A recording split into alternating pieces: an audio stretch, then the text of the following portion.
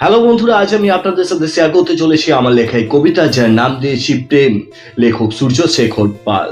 প্রেম করে বিয়ে করলে সবাই বাজে কয়, আর দেখাশোনা করে বিয়ে করলে থাকে না কোনো ভয়। কারণ প্রেম হলো অভিশাপ, তাই প্রেমে পড়া বারণ। প্রেমে পড়লে সবাই বাজে বলে, এটাই হলো কারণ। শুনেছি নাকি মেয়েরা রাজি না থাকলে সেটাকে রেপ কয়।